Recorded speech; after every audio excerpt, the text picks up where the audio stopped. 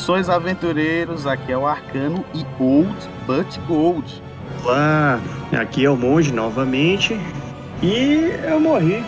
Salve, galera! Eu sou o Kiral e eu sou um chapéu mágico tentando voltar à vida. É isso aí, galera. Estamos aqui hoje com um convidado especial, Kiral, o alquimista, para falar de jogos old school, falar de old school Renaissance, old school Revive, toda essa discussão, né, sobre o impacto do RPG old school hoje na cultura dos jogos de mesa, do RPG e da influência do old school no design moderno, galera. É isso aí.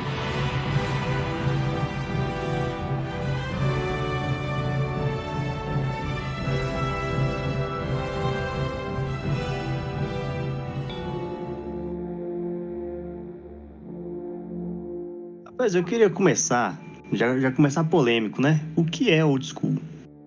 Porque eu realmente não sei. Apesar de ter participado de 1 ou 2 jogos. Sempre tem treta nesses debates, né? Mas, assim, como tudo na vida, a gente tem mais de uma definição para coisa. Então, esse é a primeira ressalva que a gente tem que fazer. Pessoas diferentes, em lugares de fala diferentes, vão olhar para algo e observar e ter uma visão diferente. Então, o que eu vou definir aqui é a minha visão, tá? É a minha visão do rolê. E aí eu vou Você falou do RPG old school, David? Exato. Porque, assim, como você mesmo falou, né? Muitas pessoas definem de formas diferentes. Eu vi muitas pessoas, muitos jogadores, né? Falando que old school é jogo difícil. Quanto mais difícil, mais old school é, melhor. Isso tem base?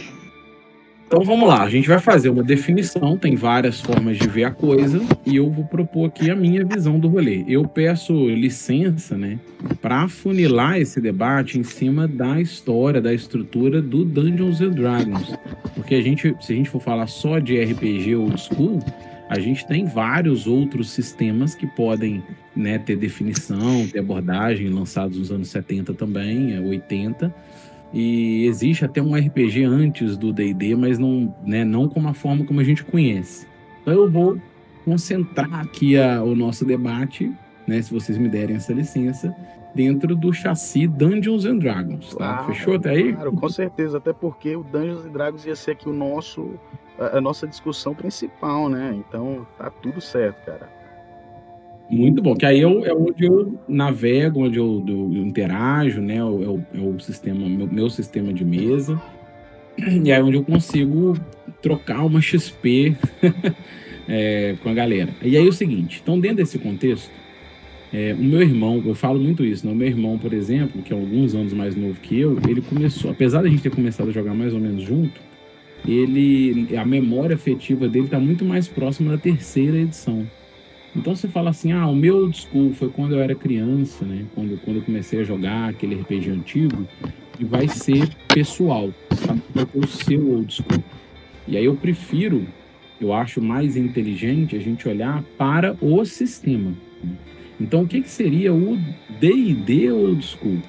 Ele tem a ver com as suas raízes, a sua gestação e o que vem, os irmãos ali, os filhos próximos dele. Então, o D&D original ele foi lançado em 1974, né, de autoria de Dave Arneson e Gary Gygax. Então, a gente tem um D&D setentista, que foi a gestação, embrião ali, pré-D&D até o seu lançamento. E depois os frutos derivados disso. A gente tem o AD&D, o Advanced Dungeons & Dragons, do Gygax, o D&D, a caixa básica do Holmes, o BX de 81. Então, eu entendo como sistema do D&D Old School, aqueles primeiros sistemas, né? A velha escola ou D&D clássico. Como é que a gente traduziria o Old School? A gente pode chamar de D&D clássico, D&D da velha guarda. Eu gosto também de falar... Oi? Escola velha. Escola velha, né? Caveira velha, tem gente que usa o school né, usando o inglês a brincadeira e chama de caveira velha. Porra, não tinha pensado por esse lado, hein? School. Tem gente que usa, né, como old school, o Skull fazendo usando o som no inglês, né, para fazer crânio ou caveira. Eu gosto também de falar vintage, né, brincando com a fanzine que a gente acabou lançando. Então, o RPG vintage tem muito a ver com isso. Na minha visão, tem muito a ver com essas primeiras edições setentistas e oitentistas do D&D. E conforme você vai se afastando dessas primeiras edições, ele vai ficando cada vez menos old school, menos vintage, como sistema de regra. Aí a gente tem o lance da jogabilidade, que você falou, a sua pergunta foi assim, o D&D old school é mais difícil? Isso aí eu entendo que já é uma outra pergunta da parada, tem a ver com a jogabilidade, e a resposta sempre é depende. Mas uma boa resposta para tudo, né? Depende. Mas assim, agora a gente vai refletir. Por que a galera fala que é difícil? A galera fala com você alguma coisa, eles propõem alguma coisa. É mais difícil. Por quê? Porque, primeiro, né? Meu primeiro contato assim, com o old school foi inclusive com o Apotecário Arcano, né? Que foi jogando AD&D. E, assim, pra mim foi um cenário diferente, né? Não vamos dizer mais difícil, mas ele foi diferente. E quando eu proponho isso para outros jogadores, eles sempre olham com um olhar meio que não tá muito afim, que as regras não são muito bem encaixadas. Por exemplo, eu sempre quis mestrar o Old Dragon, né? Que pra mim é um sistema bem fechadinho, bonitinho. Só que eles falam que, assim, é mais difícil, só que eu entendo. É a questão do cenário, né? E eu sempre vi essa como é que pode dizer? Essa barreira, né? Entre o D&D Old School e os jogadores. Que eles não querem um jogo muito difícil. Mas, em contrapartida, eu gosto disso também, né? Eu particularmente gosto. Porque isso é uma reflexão legal, né? De pensar assim, é mais difícil. Mas é mais difícil por quê? O primeiro ponto que eu gosto de pensar é o seguinte, qual é o nosso objetivo, né? O objetivo do jogo é qual, né? Pensando no RPG, que a gente tem o G vem de game, e esse game significa, né, na nossa estrutura, um jogo. Então a gente vai sentar e vai jogar um jogo. Esse jogo tem qual objetivo, né? Qual é o nosso norte?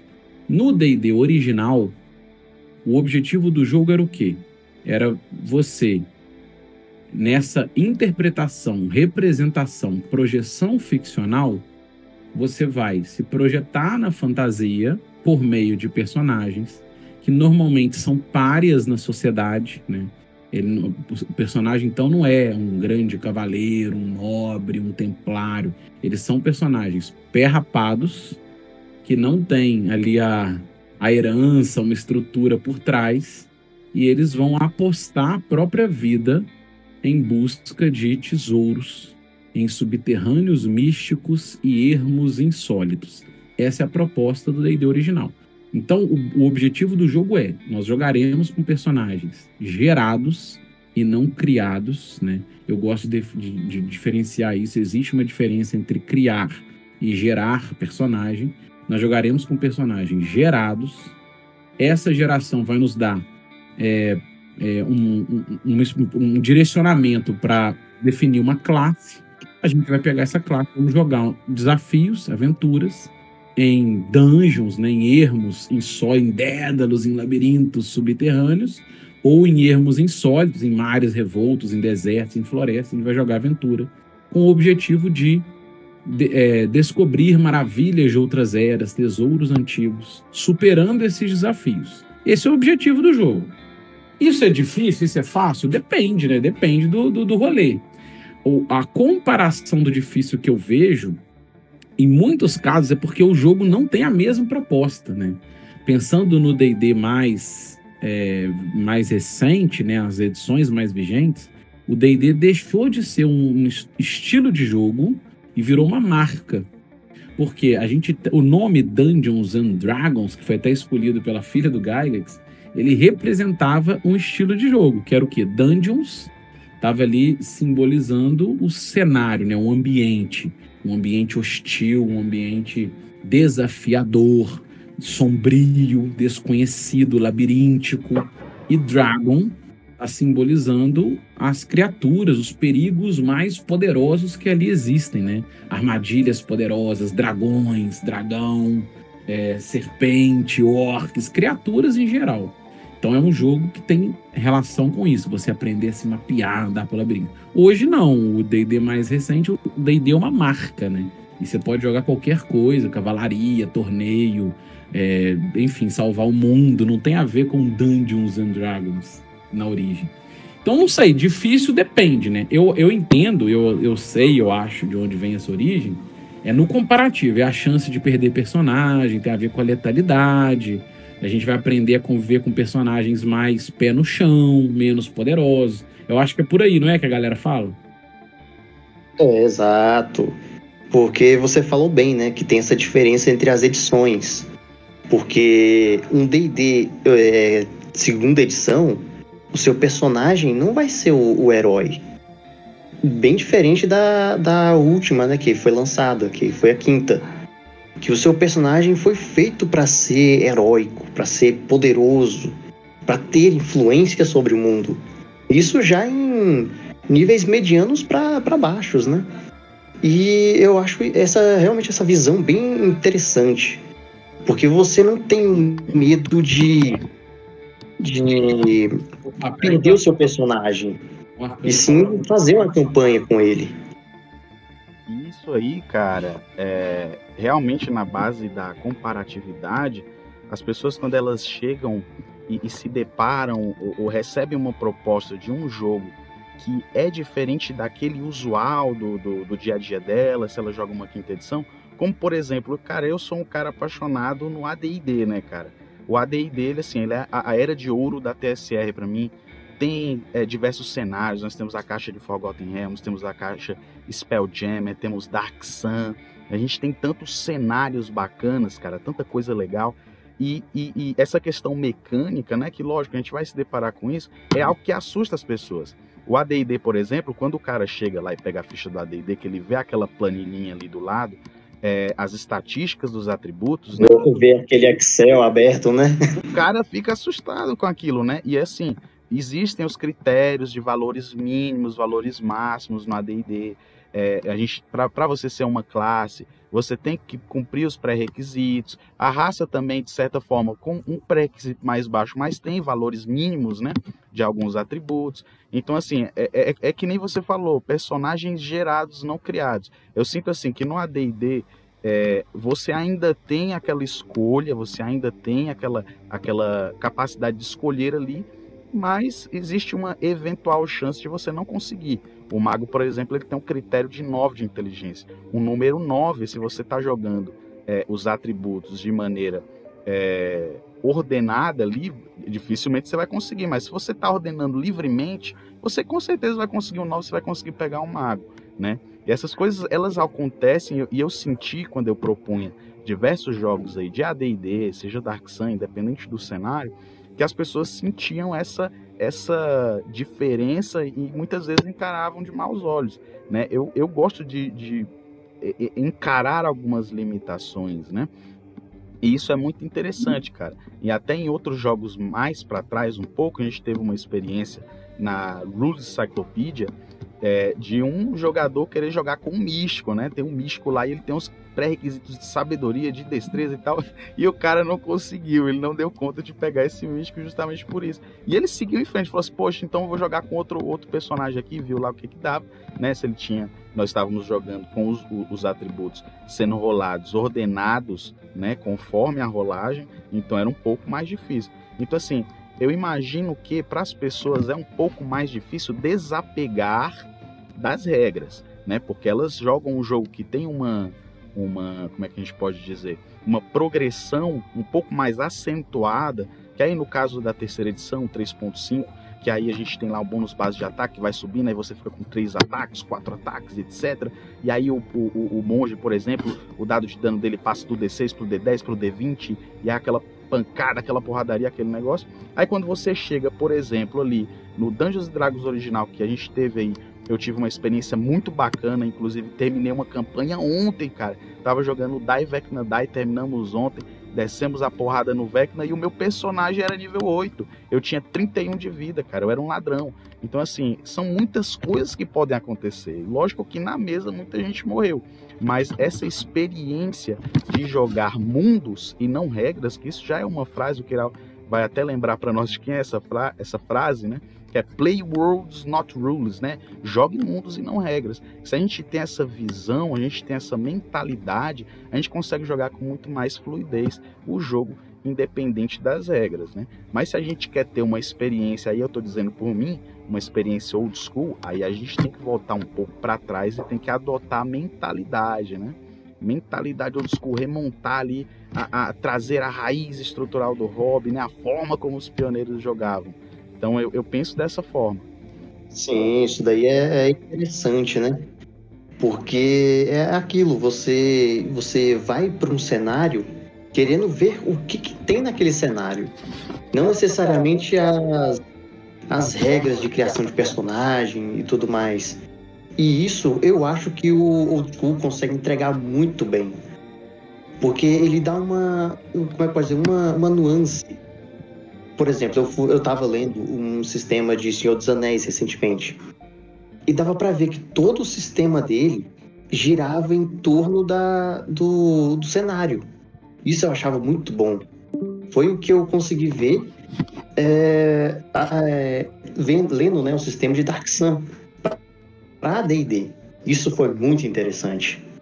Não, pois é, cara. Eu queria retomar aqui, o David perguntou sobre o lance de ser difícil, né? O que eu entendo desse ponto? Qual que é a ideia geral? A gente vai ter, porque difícil e fácil é sempre uma coisa comparativa, né?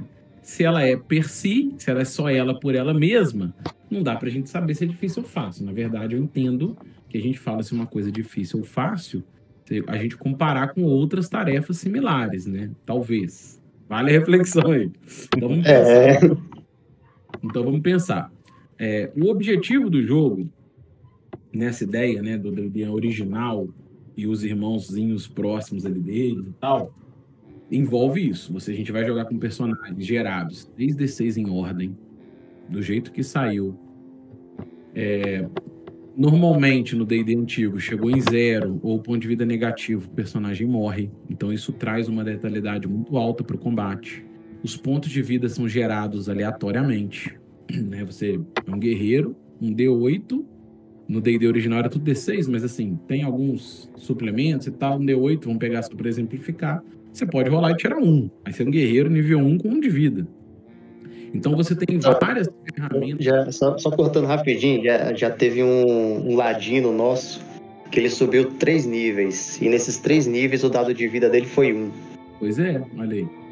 Cara, tem o Vareide, né, que eu comentei também, que era um personagem do cara da nossa mesa, que ele era um guerreiro que ele tinha tirado 1 no D8, então ele era um guerreiro com 1 ponto de vida. Ele jogou na moral, ele falou que era um arqueiro doente, ele interpretava lá que ele tinha uma gripe. Aí ele subiu de nível, tirou um 2, aí ficou com um guerreiro nível 2 com 3 de vida. Aí ele subiu de nível, foi pro nível 3 e tirou 1. Então ele era um guerreiro nível 3 com 4 de vida. Ele morreu para um Goblin com uma funda. Nossa, Goblin, cara, no encontro aleatório. Que tristeza. Pois é, no encontro aleatório que eles não quiseram. Nossa, isso é maravilhoso. Cara. No encontro aleatório que eles não quiseram entregar o tesouro, né? Eles estavam voltando com uma carroça cheia de tesouro. Eles estavam voltando com 2 carroças. Os bandidos, né? Os goblins, que eram duendes, né? Bandidos de rua, de estrada, jogaram uma árvore no meio da estrada e aí negociaram com eles, olha, deixa uma carroça para trás e vai embora e a gente tá tudo certo. E aí eles eram nível 3, falaram, não vou deixar tesouro aqui pros goblins não, cara. E aí começaram um combate, né, o mago começou a conjurar um feitiço e tal, e aí um goblinzinho que tava atrás da pedra lá, jogou uma funda, eu sorteei em quem que ia, foi nele, deu 4 de dano e ele morreu, né? Então, a gente tem, se a gente jogar estruturalmente ao pé da letra, vamos dizer assim, a gente tem um pacote ali de jogo muito mais muito mais próximo da experiência de perder personagens, né? Você tem muito mais chance matemática de jogar com personagens de atributos ruins, o ponto de vida é gerado aleatório, chegou em 0, o negativo morre. Né? O AD&D é um pouquinho diferente, mas de uma forma geral tem esse risco ali próximo. Então, quando você compara essa estrutura com a estrutura mais recente, o D&D terceira, quarta ou a quinta edição que é vigente, comparativamente você vai falar, não, é muito mais difícil, né? Mas eu entendo que também o estilo de jogo é diferente, a proposta é diferente, então eu nem sei se deveria ser comparado, né? Hoje, fazendo essa reflexão, eu já fiz no canal vários vídeos comparando, mas hoje, olhando, a proposta de jogo é outra. A ideia lá é o seguinte, a ideia no D&D antigo, que é o que eu jogo lá, eu falo mas aqui, né? Nesse estilo de jogo que a gente vai jogar, ele tem como ferramenta principal um desafio. E o desafio é os personagens, eles estão apostando a vida deles, né? O personagem é pária na sociedade, eles não têm muito né, eles não têm muita expectativa a não ser apostar a própria vida nas aventuras. Então a gente vai jogar essa experiência. Vocês vão explorar subterrâneos antigos, templos abandonados, minas corrompidas, e em busca de tesouros de outras eras, de outras civilizações que caíram, em busca de ouro e glória. Esse é o objetivo do jogo. E aí, como o objetivo do jogo, o desafio é a aposta da vida de personagem, perder personagem pode acontecer. Não é uma realidade, não vai acontecer toda aventura. Mas tem que entrar no jogo com a mentalidade de que a gente não vai ter muito recurso de ficha, as fichas são simples. A proposta do jogo é desafiar quem está jogando, muito mais quem está jogando do que a ficha, né? É desafiar muito mais você do que o seu personagem. Para isso, as fichas são simples e a gente vai conviver com experiências de perder personagem, faz parte do jogo. Eu acho que por isso que traz essa ideia do difícil, sabe? Cara, isso é realmente interessante também, essa questão do desafio ao jogador e não à ficha, porque isso várias vezes já aconteceu, né, nas mesas, né? Eu comecei no Old School pelo Old School Essentials, né? E aí a minha primeira mestragem, falando Old School Essentials, né? Tudo mais, dei uma pesquisada. Aí no dia eu tava jogando lá com 2 jogadores e tudo mais. E aí esse jogador em específico, que eu vou citar aqui, ele só tinha tido contato com a 3.5, que era o jogo, os nossos jogos eram todos ambientados ali, e etc, Forgotten Realms, 3.5, beleza. Aí neste dia, tendo essa experiência, assim, ele chegou até depois, eu ia fazer uma mestragem solo, ele chegou depois, eu falei, não, entra aí, faz a ficha aí rapidão. Ele se deparou com uma situação dessa, um desafio a ele. Ele tinha que roubar o tesouro de uma arpia que estava lá no alto de um monte, ele tinha conseguido subir com muita dificuldade. Aí ele simplesmente olhou para mim e falou assim, eu quero fazer aqui um teste de furtividade para mim conseguir chegar próximo a esse baú. Aí eu falei, opa, não tem perícia de furtividade, meu cara. Então, a partir de agora você vai me dizer exatamente o que você vai fazer para ser silencioso. E aí ele parou, colocou a mão no queixo, olhou para cima, começou a pensar. E aí ele teve diversas ideias bacanas. Para você ver o desafio ao jogador. Ele resolveu tirar as botas, para que as botas não fizessem tanto barulho. Ele percebeu que o chão ali tinha folhas, então se ele pisasse, ia fazer um certo barulho, né? Aí ele resolveu o quê? Pegar uma corda e laçar o baú e ir puxando devagarinho, de pouquinho em pouquinho, para a arpia não ver, né? E eu ia fazendo testes lá de chances em 6, 2 chances em 6, da arpia perceber ele, e aí a arpia não estava passando e tal. Então ele veja só essa situação. Se ele estivesse jogando 3.5, isso é característico de lá, a gente não está menosprezando. É a mecânica do jogo. Você faz a perícia e aí, dado, se você passou na classe de dificuldade, você teve sucesso. Mas em contrapartida, ali ele teve que pensar. Então, em um momento no qual ele só rolaria um dado e ali haveria a definição de se houve sucesso ou não, a gente teve em contrapartida um roleplay bacaníssimo, onde o cara pensou na dificuldade, ele pensou em que ele deveria fazer, ele teve uma ideia, ele teve 3 ideias para resolver aquilo. Então, e isso é muito bacana, cara, essas coisas e foi isso que me encantou, sabe? Uma das coisas que foi me encantando ali nessa mentalidade old school, nesse desafio ao jogador. Poxa, agora eu vou ter que pensar, resolver o que eu tenho que fazer. Isso já aconteceu com Ladinos, já aconteceu até com o David, que está aí, o nosso amigo monge. Uma vez ele tentou adestrar o animal, ele falou, vou fazer aqui um adestramento de um coelhinho que tinha lá. Aí eu falei assim, como? Aí ele começou a pensar, não, vou tirar aqui um pedacinho de pão, vou tentar trazer ele para mim, vou tentar pegar a confiança dele. Então, isso é muito bacana, isso é muito interessante. E às vezes as pessoas sentem uma dificuldade de fazer o roleplay. Elas sentem uma dificuldade quando esse desafio é imposto a ela, quando ela tem que trazer uma resolução, e às vezes isso pode ser um pouco desinteressante para alguns. Para os que estiveram aqui conosco, que jogaram nas nossas mesas, eles acharam bacana. Depois que o jogo terminou, o amigo em questão chegou e falou, poxa, esse jogo é muito bacana, eu realmente tive que pensar e tudo mais. Mas aí, às vezes, as pessoas trazem não só essa questão dos atributos serem ordenados, os 3D6 ordenados ali, todos em ordem, ou talvez pré-requisitos, ou talvez morrer muito facilmente, e todas essas coisas que vão trazendo, vão se somando, para alguns que no meu caso foi uma porta de entrada, foi um charme que me trouxe, às vezes para alguns essa questão também é um pouco mais complicada, né? Ela sente falta da perícia, ela queria ter a perícia ali para ela poder pensar, às vezes ela consegue pensar mais que a perícia. Aí isso é um exercício imaginativo, né, Kiral? Cara, esse seu exemplo aí é sensacional. Ele ilustra muito bem essa diferença de desafiar quem está jogando além da ficha, né? Para além da ficha, que é um jargão que veio lá, que né? Eu tive contato com ele num documento de 2008, que é a Quick Primer for Old School Gaming, do Matt Finch. Eu também, que do inglês, também tive por ele. Shit. Oi?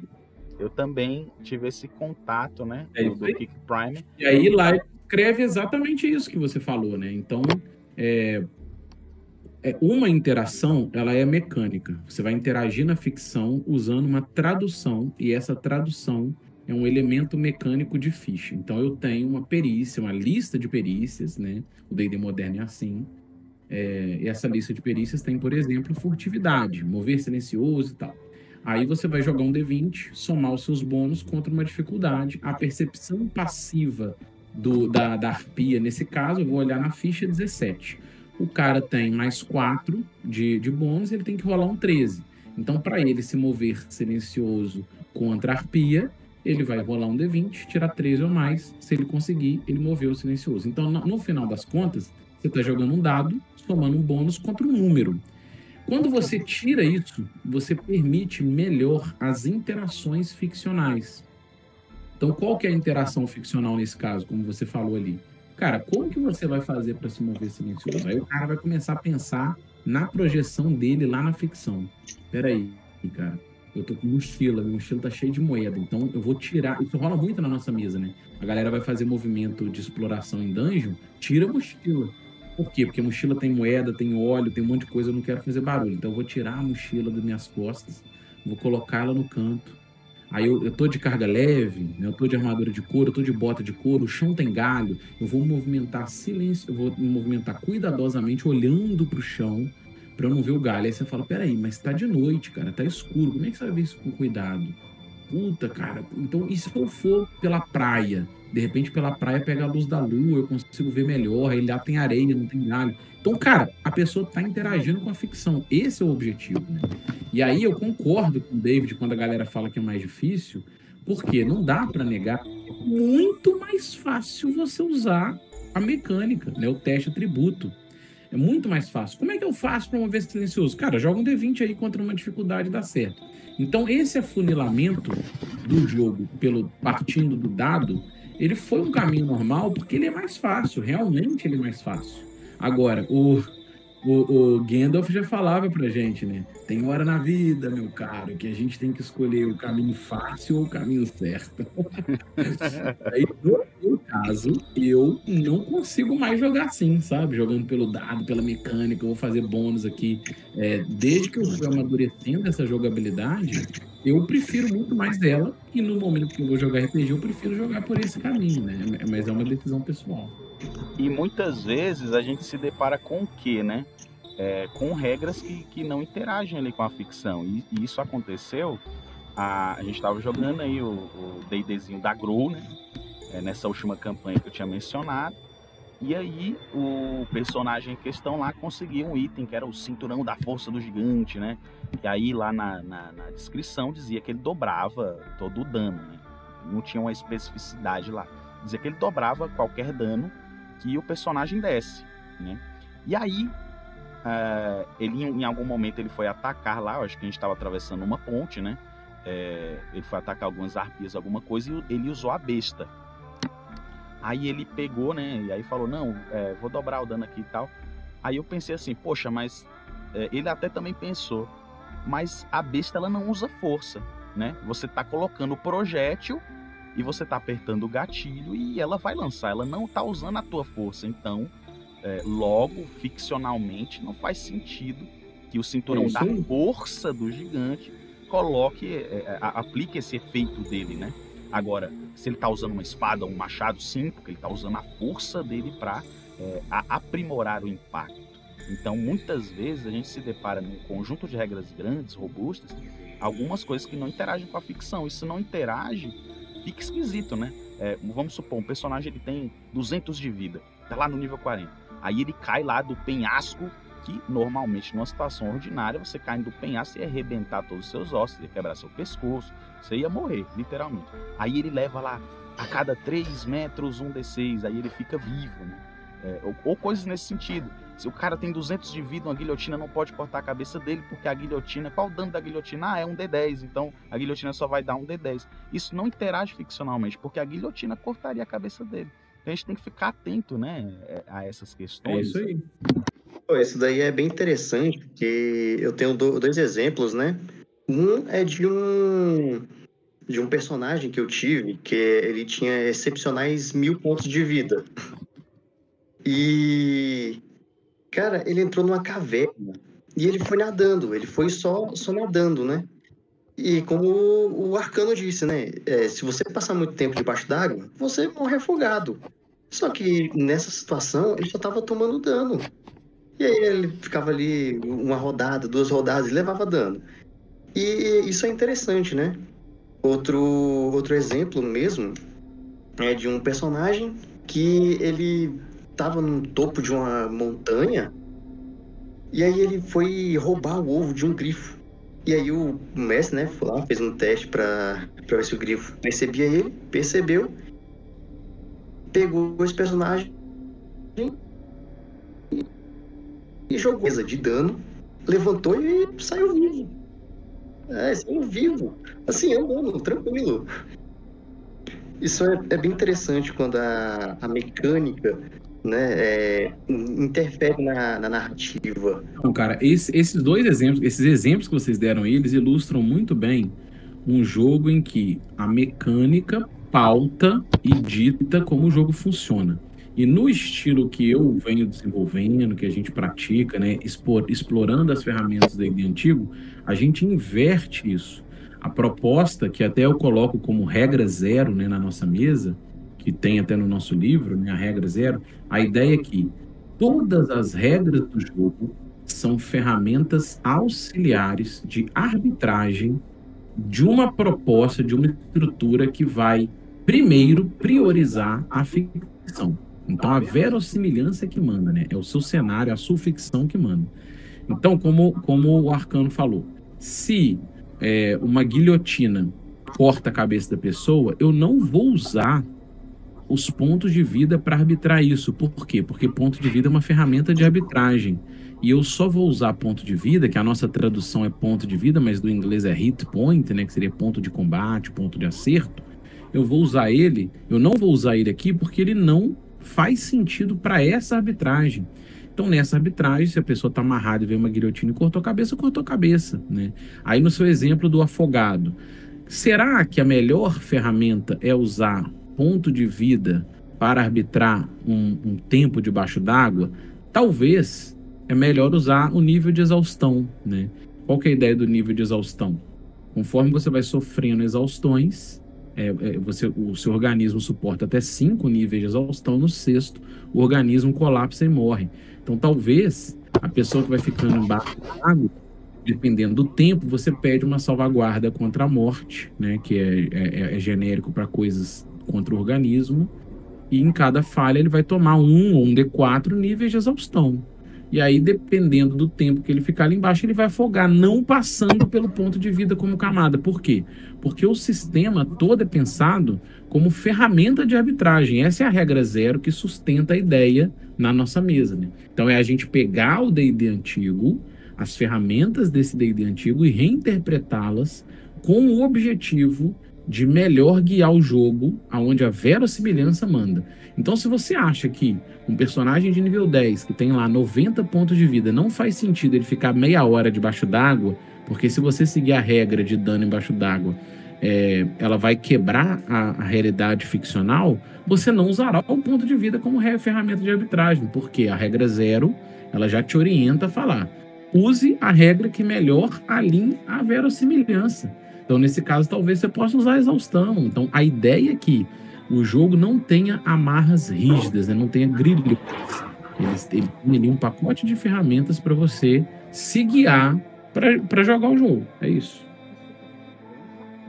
Pro mestre que está entrando no jogo old school. Eu me vi nesse desafio com a questão de arbitragem em vez de regras, em muitas situações, porque você pensa assim, poxa, não tem uma regra para pautar isso, como é que eu vou fazer, né?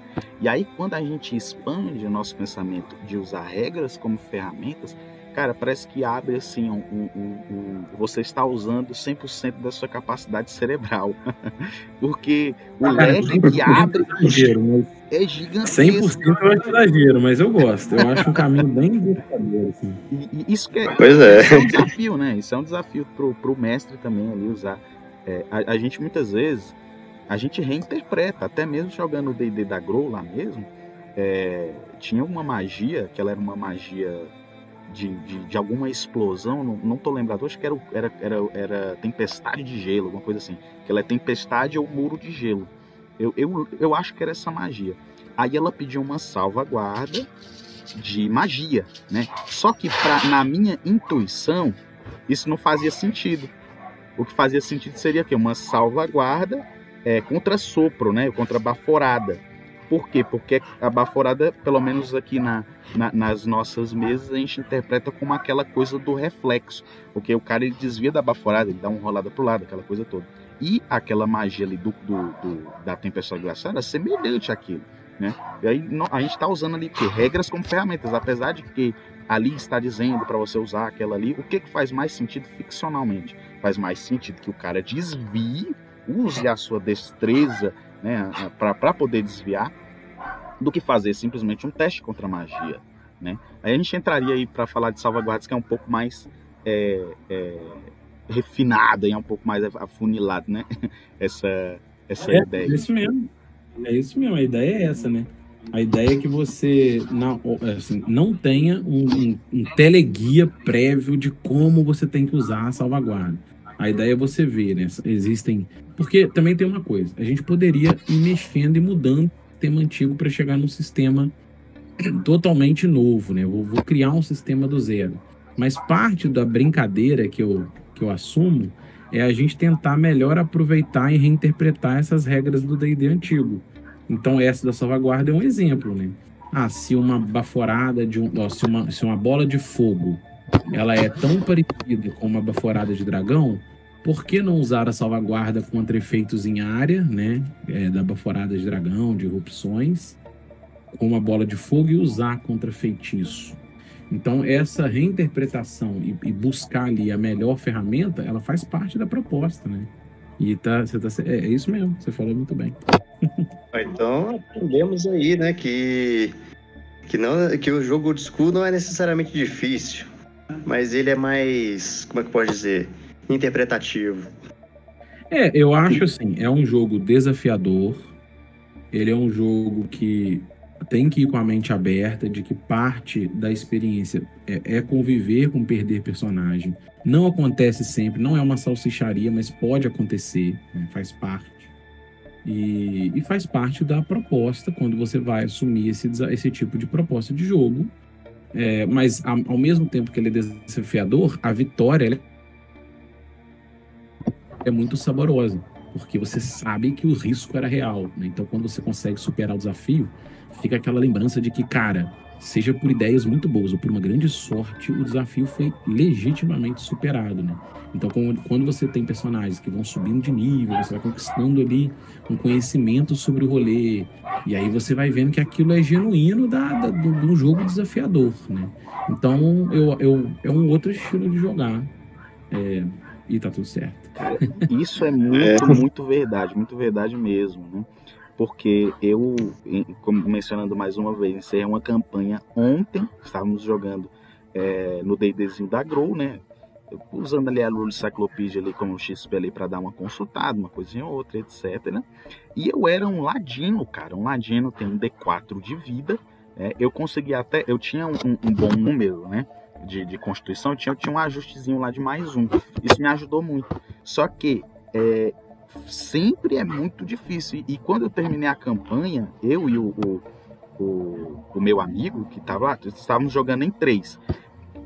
Eu senti isso, cara. Eu falei assim, nossa, conseguimos passar por tudo isso, conseguimos sobreviver de desafios que muitas vezes pareciam impossíveis, né? Até mesmo o final da campanha foi uma luta direta contra o Vecna, né? E aí teve um dado momento que o Vecna ele lançou uma Fireball lá no meio da gente, matou 2, cara. Matou o meu parceiro que tinha começado o jogo, não tinha morrido, ele morreu ali na luta contra o Vecna, matou outro aliado, e esse terceiro amigo que estava jogando já era o terceiro personagem dele, porque o primeiro morreu por um urso que matou ele, a gente tinha feito uma fogueira, né?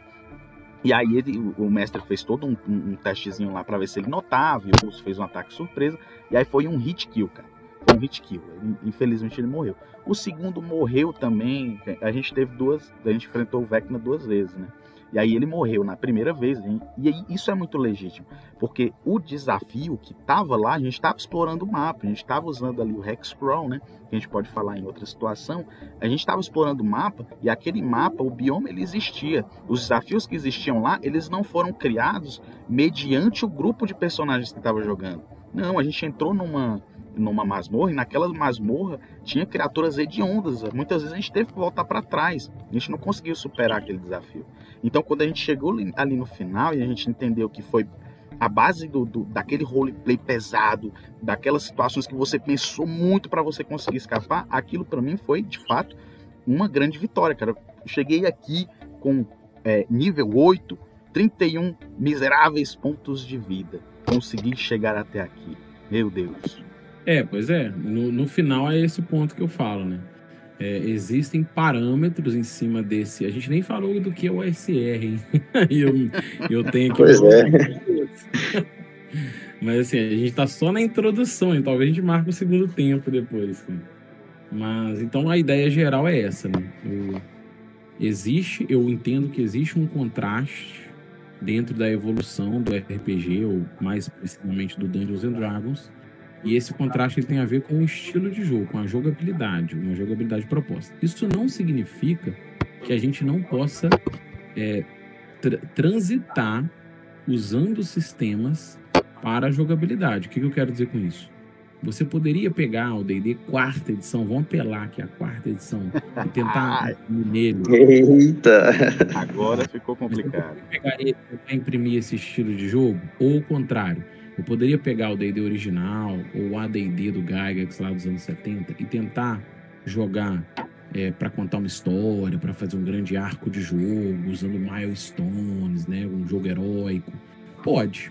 Então, assim, na verdade, não significa que sempre que você pegar o D&D original, o D&D, você vai ter esse tipo de jogo. O sistema, ele é uma ferramenta, né? Ele é uma caixa de ferramenta. Você vai pegar ela e usar. E tem gente que pega um martelo para construir a cadeira, tem gente que pega um martelo para quebrar a porta. É uma caixinha de ferramenta. Então, existem muitas, e desde o D&D original, a gente já tem relatos de que não existia um jeito único de jogar, isso também é importante. Muitas mesas criavam e desenvolviam o seu próprio jeito, tanto que tem relatos de personagens do D&D original que tinha nível 100, né? É outro rolê. Então, existem muitas formas. No nosso caso, eu não tenho interesse em ficar tentando achar a forma como era jogada para reproduzir isso. Dentro da minha interação com o hobby, a ideia que eu tenho é como a gente pode pegar essas ferramentas clássicas e buscar o melhor aproveitamento delas para a jogabilidade que a gente propõe, né? Então é mais ou menos por aí o caminho. Por quê? Porque o caminho inverso me foi muito hercúleo. Ou seja, eu já peguei o D&D quinta edição e tentei, na época que eu jogava muito a quinta edição, eu tentei jogar no estilo do School com a quinta edição. E eu vi que o sistema traz muitos problemas para essa experiência. Então é muito mais fácil a gente pegar um sistema que é melhor alinhado a essa proposta, né, que já tem um desenho bem planejado para dungeon crawling, para hex crawling, toda a estrutura que eu queria. Então a ideia foi fazer a releitura dele para chegar na nossa ferramenta. Então é isso. No final das contas é por aí, cara. Pois é. Inclusive, né, eu fiz esse trajeto mais ou menos, porque eu joguei muito terceira edição, só que para mim a quinta edição era a melhor. Só que eu vi que não era bem exatamente assim. E aí eu comecei a ter um certo carinho, né, pela terceira edição. E aí quando o apotecário, né, me mostrou o AD&D, eu não sei dizer como é que foi, mas foi uma paixão, assim, uma coisa diferente, né, uma forma de se pensar diferente. E é isso, né, que tem sobre a diferença das edições, que me deixou intrigado, né, que me fez acender uma certa paixão pela forma de se jogar. Cara, eu já tive um momento em que eu achei genuinamente que a quinta edição era a melhor edição do D&D, de todas as 9, 10 aí, versões que ele já lançou, né? Eu também já teve essa exceção, né? Cara, eu não tenho nenhuma vergonha, nenhum problema em assumir isso, né? Por quê? Porque, felizmente, a gente sempre tem reticências e nunca um ponto final, né? Então, como diria o grande Raul Seixas, eu prefiro ser essa metamorfose ambulante. Essa metamorfose ambulante, cara, eu comecei a jogar com a Cyclopedia, né, lá nos anos 90. Eu tive uma felicidade ali em 2017, 2018, quando o pessoal o Balbi lá com as Ecos lançaram um financiamento coletivo do DCC. Eu acompanhava, eu vi o financiamento coletivo do DCC e eu vi ali alguns pontos que me interessaram, né? A estrutura das classes, as artes preto e branco, únicos, dados estranhos, a magia bizarra, o personagem nível 0. Eu vi aqueles elementos e aquilo me fez começar a interagir com o tal movimento OSR, buscar entender.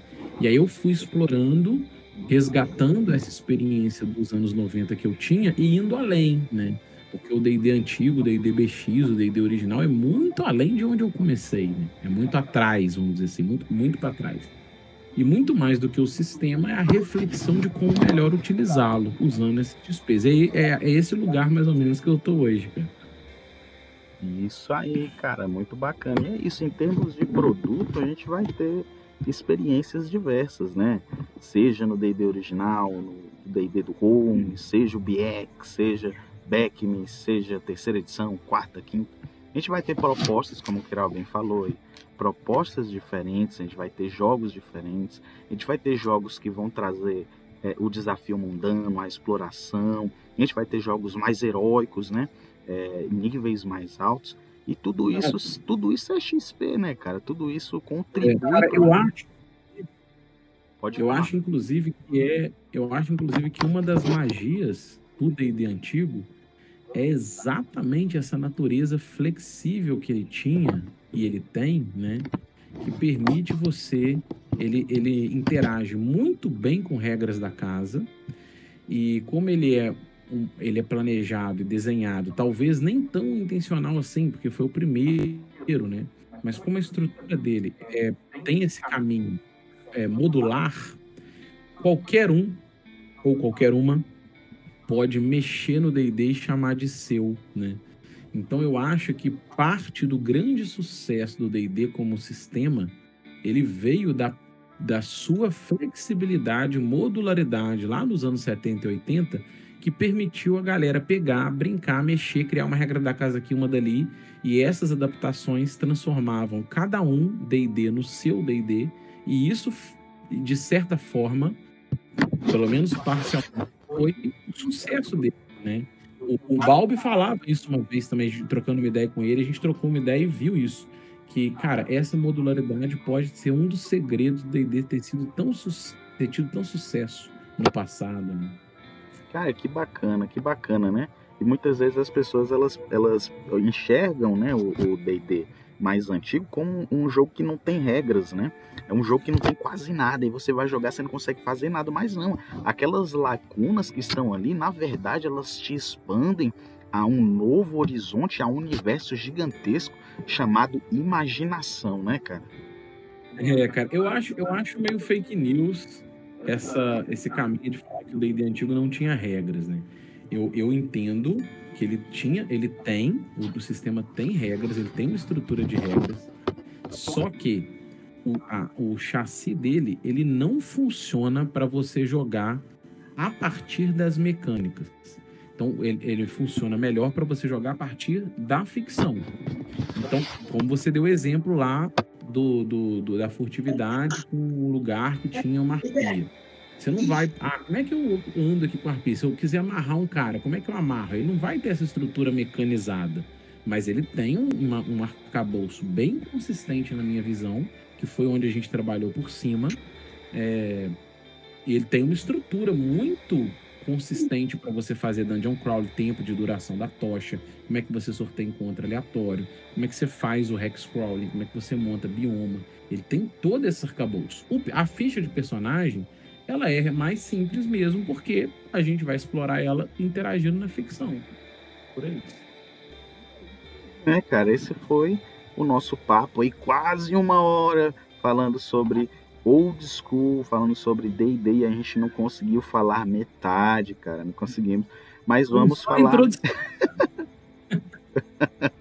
vamos marcar aí os próximos encontros para falar de OSR, falar um pouco mais disso. A gente pode até destrinchar, eu sei que o Kiral tem uma série de vídeos lá sobre o Kick Primer Old School Gaming, né, do Matt Finch. A gente pode falar um pouco sobre esses pontos. Inclusive tem até um vídeo que a gente já comentou sobre isso no canal do Diário do DM, que vai participar com a gente aqui futuramente, que a gente comentou um pouco sobre isso. Então vale a pena, vai lá no canal do Kiral, dá uma procurada, ele tem muitas reflexões boas pra gente.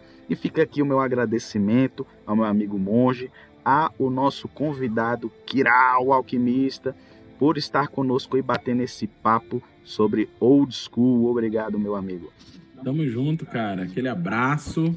Tem jabá ou não tem? Tem jabá. Vamos lá. Cara, momento jabá, né? Para quem tá nos ouvindo aqui, a gente tem o Arcano vai deixar, né? Imagino. Com certeza. A nossa árvore, né? A nossa Linktree.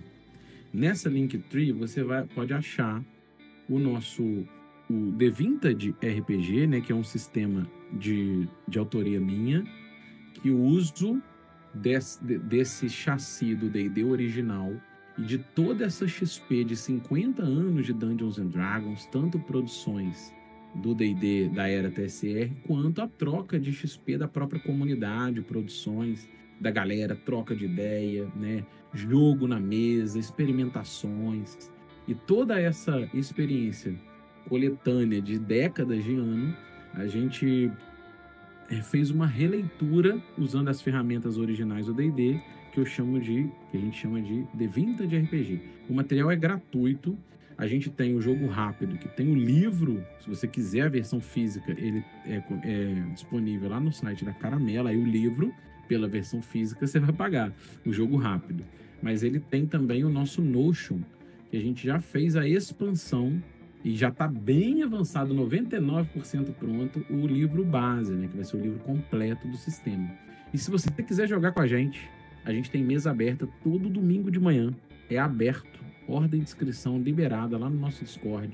Eu costumo fazer as chamadas às terças-feiras à noite. Eu abro lá, galera, mesa domingo, domingo 9 horas da manhã, né? Quem quer jogar, ordem de inscrição. E a gente faz isso ao vivo. Então tem inclusive as lives, se você quiser assistir lá no nosso canal. Quer jogar com a gente? Ih, cara, até gaguejei. Terra de Gigante, engasguei. Quer jogar Terra de Gigante usando o sistema D20 de RPG? É só colar lá. E no mais, brigadão, cara. Aquele abraço. É isso aí, cara, é isso aí. Já joguei o D20 de RPG, foi uma experiência muito bacana, foi um jogo rápido. Confesso que eu não vi essas novas atualizações, mas foi um jogo muito, muito bacana. Então vale a pena sim, procura lá. O jogo rápido, ele já é o sistema, tá?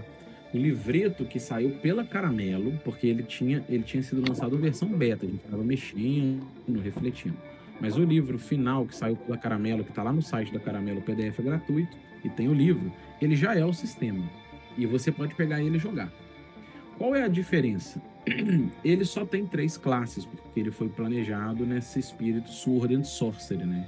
Então ele tem arcanista, combatente e especialista. São 3 classes humanas num espírito espada e feitiçaria. E ele não tem bestiário, não tem lista de tesouros, não tem um tutorial de como você planejar a aventura. Então ele funciona, mas ele funciona interagindo com esse intercâmbio do D&D antigo. Então você pode pegar um bestiário do AD&D, pode pegar um bestiário do Ozzy, né, do Labyrinth Lore, você pode pegar uma aventura para mestrar ou bolar a sua. A ideia do livro base é ele contemplar, complementar e ampliar esse rodeio. Então ele já tem as 7 classes, ele tem um bestiário, ele tem um capítulo que é a oficina de DM, né, onde tem ali um guia para você fazer dungeon crawling, hex crawling e dicas de arbitrar o jogo. Então a ideia do livro base é ser completo. Mas o jogo rápido já é o sistema, pegou ele. Quem já tem uma XPzinha com o Old School OSR, pegou ele e um outro complemento para ter uma aventura, um bestiário, funciona, ele já é o sistema. Mas ele precisa desse intercâmbio. O livro base, na teoria, não precisará. Isso aí, muito bom e vale a pena porque eu tive a experiência e posso dizer isso para vocês. Então é isso, obrigado meus caros, boas aventuras aí para vocês, cheias de divindades, masmorras e dragões, e salve o RPG. Valeu! Alô!